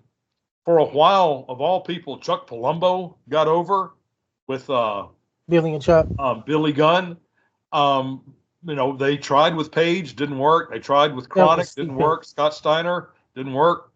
They brought Sting in, killed him from the very beginning. Yeah. Goldberg, for whatever reason, worked, even though it was 10 years later or 15 years later. But no, Vince wanted to kill WCW graveyard dead from the very beginning. And I wish Taker could see that, but if he can, he can't. And our respect, because we love Taker. We love Taker, but out of respect too, from his viewpoint, he's already in. And he's not going to see it in the viewpoint of you because you was there. So outside, you like, come on now, look at the side. The Chronic matches, Palumbo, they had to do they was kind of playing the homosexual character with Billy Gunn, but it both was great. Yeah. Look how long Ray is an anomaly. Ray already got over from the jump, but look how long it took Booker. You know what I mean? It took Booker a while. Sting, he came in finally. Goldberg's first run was Scott Steiner came in. Scott Steiner was hurt, but you saw he couldn't really work like he wanted to. I think he said he had drop foot? What's the injury? Drop foot syndrome or something with your foot where it affects your balance, what Scott was saying. But still, come on, man. They buying WCW. And none of the big legends came in because they were smart. If you got 3-4 year guaranteed money, take it. But you going to take half of that and work your ass off for even more. Right. Like stay home. That's exactly right. I can make $750,000 a year, and the only work I have to do is walk into the mailbox, or I can make $800,000 a year working, 8 shows a week. I'm staying home. I don't blame them. Like, what would you really? I mean, anybody would do that. You, like I said, you about to be 60. I believe your birthday is the 20th of September. Yeah, it's coming up. Yeah. Virgo. Am I correct? Yeah, I guess. I don't follow that stuff too much, but I think I am in that class. That area, that window. Yeah, I'm October the 1st, so we're kind of close. I know about the signs. I'm not too into it. I have friends that already know it and that, the signs and where the stars. When I was working at the courthouse all those years, there were a couple of folks that just lived and breathed by that stuff. And these are lawyers, educated, the smartest people in federal court. We get the best of the best, and they could argue case law brilliantly. And then we'd sit around the break room table having lunch, and they're talking about, okay, well, he's a Gemini, which means he's a left-handed Gemini with a Sagittarius rising. I'm like, what does any of that mean? With a glass eyes, things like this, I know people like that, brother.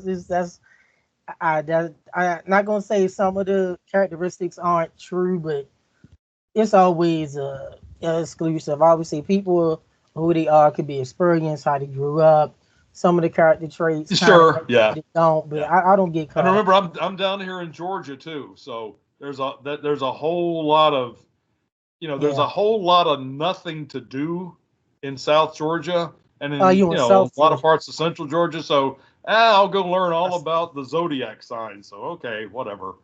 I'll just go back to law school. Yeah, I have family that live in McDonough, Georgia. Oh, excellent. And I have a friend that's stationed in Army base in Georgia. I forgot the city, but the Army base is in Georgia. There's what used to be Fort Benning, now Fort Jackson down in Columbus.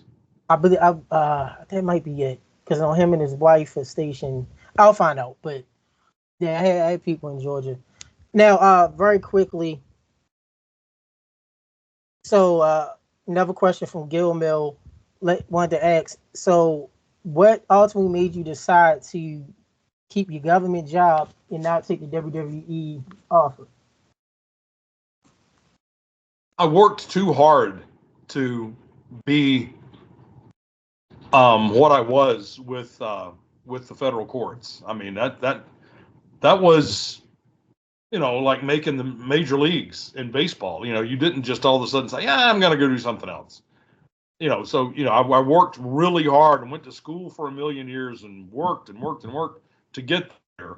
And I did wrestling because I'm a mark still to this day. July 2024, I'm still a mark. I'll still pop when I see, Eddie Gilbert trying to set Bill Watts on fire with Jim Ross losing his mind. I still go crazy for that stuff. But I didn't leave it because two reasons. It was my job and my career. Wrestling was a hobby, and it also made me better at wrestling. If I had to do that as a career and a job and to put a roof over my family's head and food on the table, I don't know if I would have, if I was any good at it, I know I would have been worse if I did it and nothing else, because I would have agonized over it and stressed. But the way it was set up was I could leave at any time. I could just say, you know what, I'm out. And I didn't have to worry about contracts. I had a contract, but the only thing I ever asked for was I want to be able to leave with, basically 30 minutes notice because I have a job, and they understood that. They didn't pay me a lot of money. And that was the trade-off. If I had done it full time, I would have gotten more money. I remember when I got renewed, every time J.J. Dillon, who I love to death, would say, here are the contract terms. And he goes, and here's the money. And that's pretty good for a part-time job. I didn't have the heart to go through that schedule that I told you about, Buffalo and Pittsburgh and, so I said, yes, it is, JJ. Where do I sign? No, JJ. And yeah, you're one of the few that could say it, because I believe a Godfather mentioned the same working for Vince. He always said he could leave anytime. So he was like, look, I can always go back to Vegas. he said that he's like, I always go back to Vegas and make money, with him owning strip clubs and being bouncer. So he, similar to you, he was a worker. He said, he loved what he did, but he had the freedom where he was like, look, I can always leave and like, that's right. Case, like, look, it does make you better when you're not stressing over, gosh, if I screw this up, if I make Vince mad, he's going to fire me. And then I don't know where my next rent payment's coming from or whatever. If you don't have that hanging over your head, you have more freedom and a lot less stress. I love to hear Charles Wright stories. He and I worked together back in 1990 in the Global Wrestling Federation on ESPN. He was the Soul Taker with us. And I remember him, and I was so happy for him when he got the break. And then he just parlayed that into, he was Kama. He was, the voodoo guy. Papa Shango. Papa Shango. It was just so, and then the Godfather. It was so great to see him make it. I think the world of that guy. He's outstanding. And another rare person in the business you never hear anyone talk bad about. Right. That's exactly No one right. ever has an issue. No one talks bad about at all. Let's cover this very quickly for time, and I know we'll bring you back for part two. Um, so fans, the last Nitro happened. However, that was not the last WCW program that was aired. WCW Worldwide was aired, I believe, a week later, 3 days later, something like that. That was the weekend following the last Nitro. So the weekend following the last Nitro, fans, WCW Worldwide was the final WCW program to be aired. And Scott Hudson and the great Mike Tenay was on it. So tell us quickly about the last Worldwide and how that was. Well, we taped Worldwide at the Turner Studios over on Techwood, near the Georgia Tech campus in Atlanta, every Wednesday, like I said. And then we would go from there to doing the International Nitro and International Worldwide with Zbyszko, with Legend. But we had a nice set, big studio, and but it was another show. So if it aired the weekend after the final Nitro, it was taped the Wednesday prior to the final Nitro. And as of that Wednesday, we didn't know what was going to happen. We found out that Thursday, the next day. We had heard rumors, and the crew and the producers of the show had been told tape 2 endings because we don't know what's going to happen. We don't know if there will be a next week or if this is the end. So we taped 2 endings of that show. And one of them was, and this is it. This is the end of WCW and WCW Worldwide. And I think I said something about we'll see you down the road or something like that. Then we also taped one that was like, next week, big news about the relaunch and rebirth of WCW, and can't wait to see what happens. When we find out, you'll find out. But either way, you'll see it right here on Worldwide. Something to build up and make you watch. So we taped 2. And obviously, we went away. So they aired the one where Mike and I talked about, this is the end. It's over. Otherwise, it was just a show. It was another show. Because at the time, we didn't know if it was over. We found out the next day. Do you remember doing a little, you did like some kind of dance or like some kind of thing you did in one of the later Worldwides, and Tenay had to calm you down. I don't know if you remember that. You did something like this. Yes, I was doing the bunkhouse buck thing. You used to love bunkhouse a little. And Jimmy Golden was bunkhouse buck, and he would always do the that kind of thing. And I did that once, and Mike was like calling the medic. Can we get some help for Scott Hudson? He's having some kind of attack. I would say what one of the best, I would say, underrated themes is that Stud Stable, Colonel Robert Parker, Bunkhouse Buck, Dirty Dick Slater, Ming, he was wearing a suit like that. Because, the camera, and that's the thing that's kind of, I grew up old school. Yeah, I'm here in Baltimore, so it was NWA, Georgia, old WWF, been at all the Great American Bashes. Down at the arena downtown. That was the building. I was at all the Great American Bashes, except for 2001, but it just, people used to act in the camera. So Bunkhouse always said that had this, and my good buddy and friend, shout out to Stevie Ray. Him and Booker were always talking to camera because they said they didn't have a lot of time for interviews, so they would talk. Ming will always punch and kick at the camera. And I'm like, one of these days he's going to kick it, but Ming was so good. He always like, see y'all do the kick. He would kick into the punch, and then Bard would always speak in Tongan. He would always kind of mean mug it. He would kind of look in the camera, mean mug, and back away. So, funny story to tell you with Bard is I got the was working a wrestling show with a good friend of mine.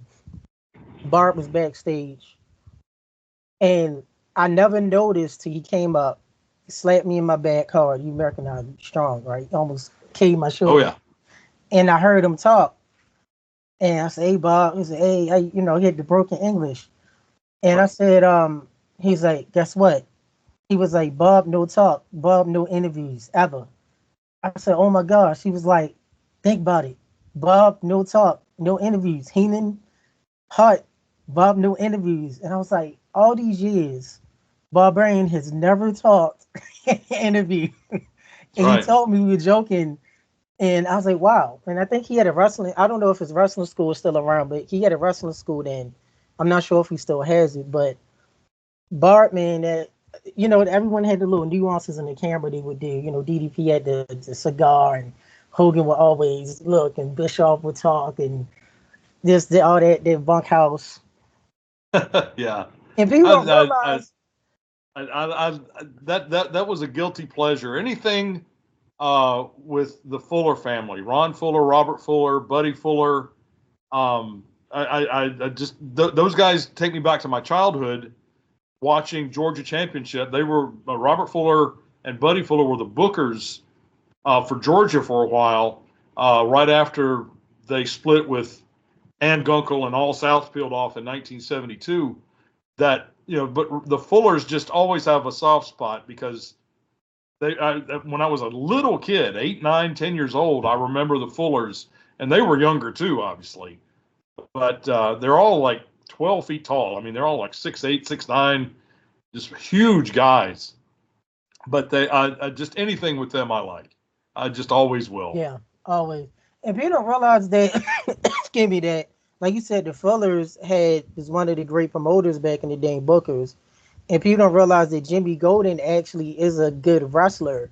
He just never had to because of his character as Bunkhouse Buck. Correct. That's So exactly right. Yeah, and that was to see him in that character. Um, he was funny. Obviously, I thought he was yes, hysterical. I'm doing the thing, but he. I'm not going to say he didn't try. He did, but he just didn't have to. But I he remember had to. Jimmy Golden and Robert Fuller and Ron Fuller, the Tennessee Stud, and back in the Continental days, they could go, and Jimmy Golden's a big guy too.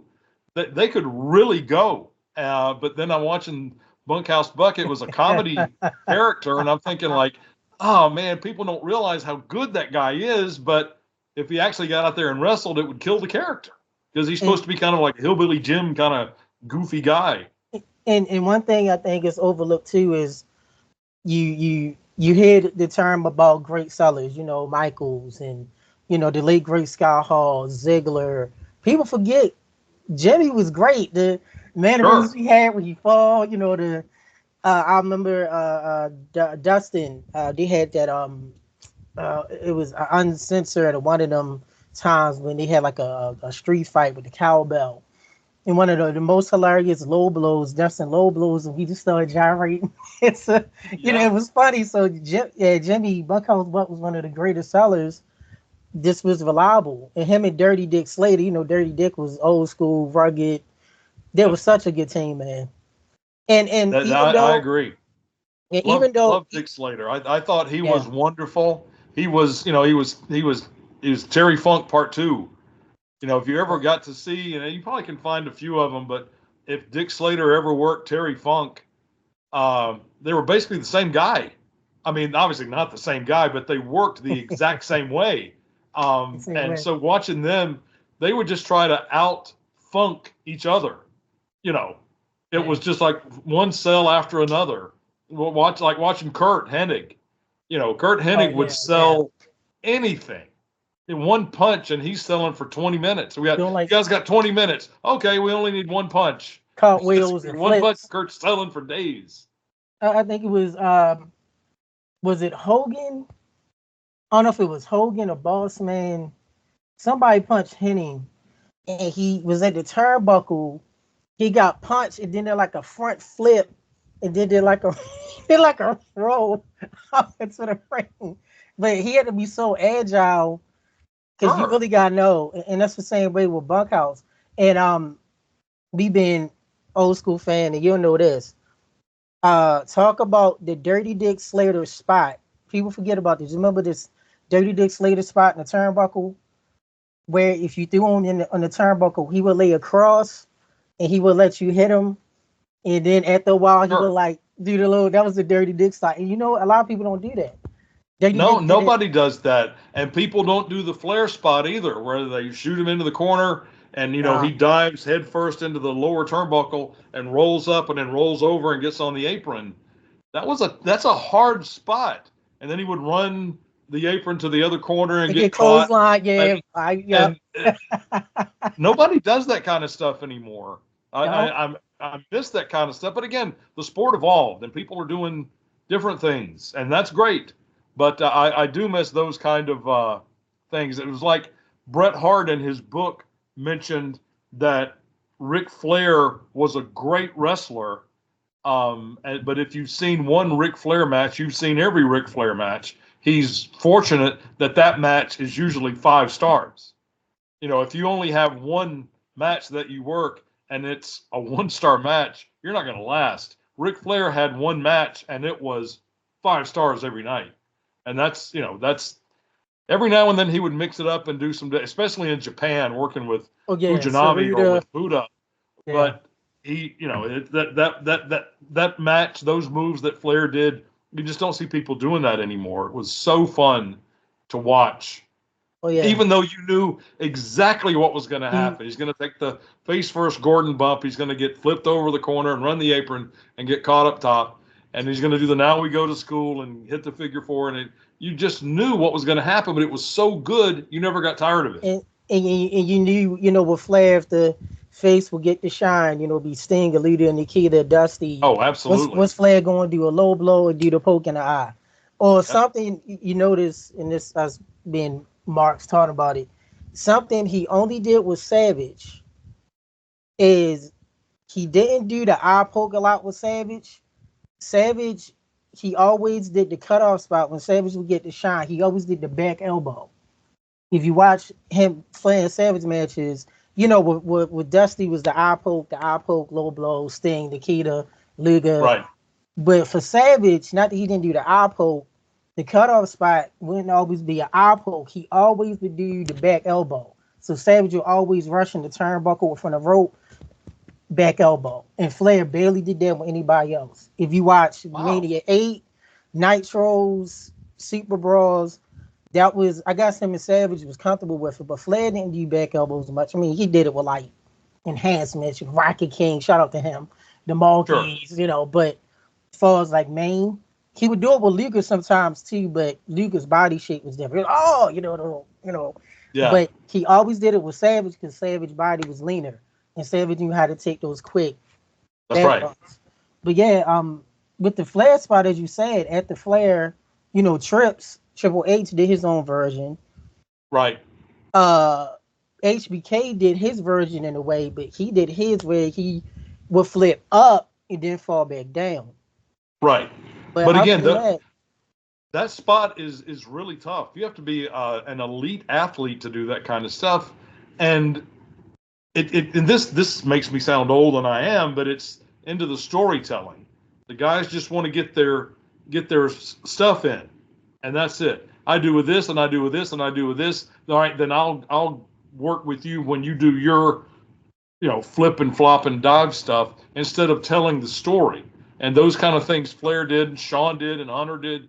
It was part of telling the story, and Savage especially. Exactly. So I miss those days, but again, the sport evolves, things change. I'm not going to sit there and rage against it. I'll just enjoy it, you know, while I can, whatever time I've got left. You mentioned the Bret Hart spot with the turnbuckle. No one does that turnbuckle chest spot where Bret would run. Yeah, that's one of the best spots too. It's certain things you don't see. I mean, we could go on and on about specific spots that wrestlers did, 80s, 90s. Rick Rude, the best backdrops. I mean, Flair did good in his early years, but Rude, the elevation. And then Rude always, to me, the best of time at drop seller was Rude. Because, you know, Rude, the time of drop, even the inverted, he always squeezes his legs and you like. That's right. And he was Rick was so lean, and even though he was in amazing shape, and he tried, and I've heard these stories, could not get big legs. He just couldn't. He wasn't Oh, wow. genetically. He wasn't going to get those big like Doug Furnace legs. So he used it to his advantage because he had thin, long legs, and so it makes it easier for you to sell like a nut shot or a inverted atomic drop. And he did, and put his hands behind his head. He was. I love Rick Rude. Rick Rude, one of the best. He was such a good heel. I don't know. I guess at some point he was a baby face. Maybe I can't remember, but I can't. It couldn't have worked. He was such a good heel, and again, such a genuinely nice guy outside the ring. He was a sweetheart. Loved him to death. He was intense, man. He would be cuss. He was one of the first wrestlers as a kid I heard legit cuss. He's like, get your ass up. Like, one time he was facing Sting. Like, get your fucking ass. Like, wait a minute.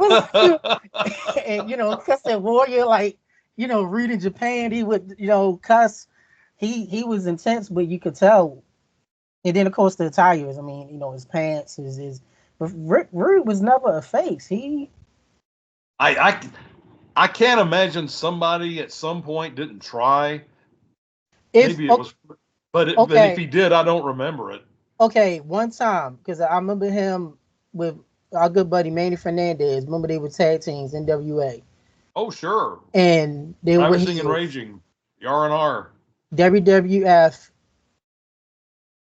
The only time Rude got cheered, you remember when he went against Flair? I think, was it a fall brawl? It was something to that note. It was Rude against Flair. Is that the one where they did the thing about unifying the WCW title and the NWA title? Was it that one? I think that was it, because after that, because Flair beat Rude, and then that's when it was Flair and Sting when they unified the International and WCW. Right. But Rude went against Flair. I want to say it was Fall Brawl, one of those like fall pay-per-views.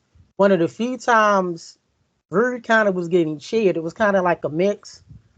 But that's one of the few times you actually heard fans kind of cheer Rude. But other than that, Rude was always a heel. Yeah. Always. I remember Rude when I was in high school, and he was just breaking in. I think he had been to Memphis, and obviously he had been, in Minnesota, and I think he got the break in Memphis, and then was working in Georgia Championship, and he was still ROOD, not RUDE, still like his real name. And I just remember that. I remember back then thinking like, this guy's got it. This guy's going to be something. I don't know what it is about him, but he's good. We'll end it with one more thing here. You mentioned about the Mount Rushmore of commentators. So we know you grew up as a territory fan. Yes. What is your Mount Rushmore of the territories? Of the territories themselves? Yes. Oh, wow. Well, born and raised and still living in Georgia, it's got to be Georgia Championship Wrestling is up there, all the way from, ABC Sports, Paul Jones, the promoter, not the wrestler, who was great too. But, so Georgia Championship Wrestling, that's got to be up there for me. Growing up in South Georgia, where I won't bore you with a whole lot of details, but where I grew up was like the sweet spot. If you play baseball, you've got the sweet spot of the bat that if you hit it with that spot, it's going yard every time. Where I was the sweet spot for professional wrestling, because I got to watch Georgia Championship Wrestling. I got to watch Championship Wrestling from Florida. Gulf Coast Championship Wrestling, which was also evolved into Continental in Alabama. Out of the Savannah TV, we got Mid-Atlantic Championship Wrestling. We also got World of Wrestling, which was a promotion out of Pensacola, Florida. Yeah. And we got Deep South Wrestling, Jody Hamilton's group out of South Atlanta. So and then of course we got WWOR from Sea Caucus, showed the WWF programming.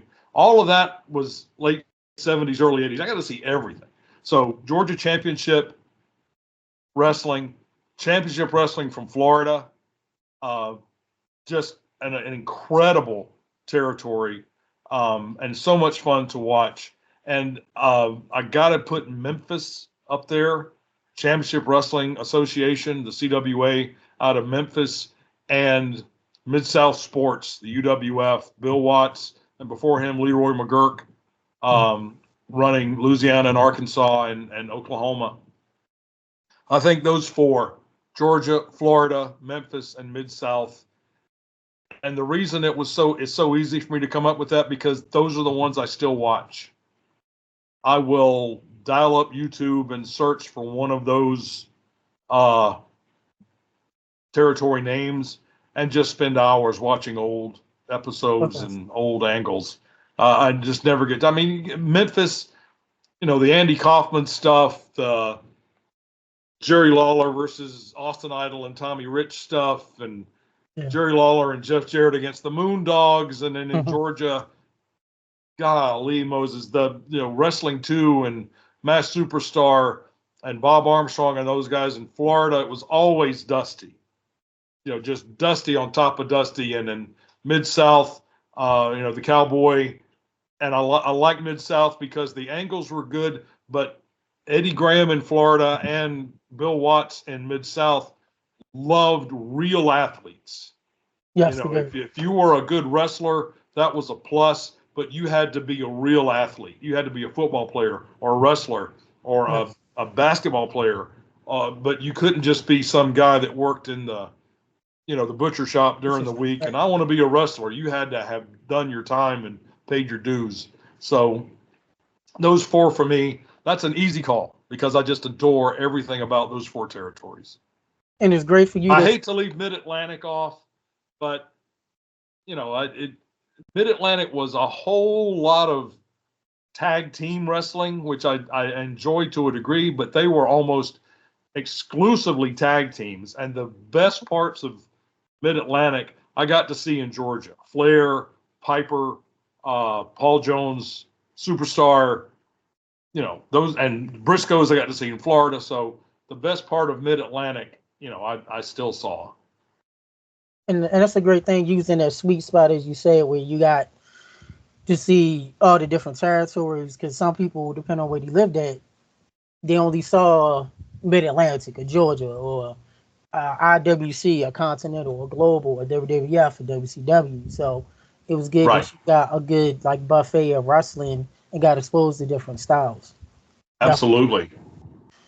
Well, brother, I appreciate your time. I know we've been on here for about 2.5 hours, which is no problem for us, but I will call this the reunion with us, and hopefully soon I could have you on for part 2. We do appreciate your time. Here we had Scott Hudson here for exclusive Skype interview. Here, July 25th, 2024. He is still a wrestling fan. He's a musician. He knows how to cook everything under the sun. He's retired. He loves Batman. He's about to watch it. He's about to watch Wall Street. He still has a great, amazing voice and is very honest with his opinions. So thanks, Scott, for your time very much. Hope to bring you back.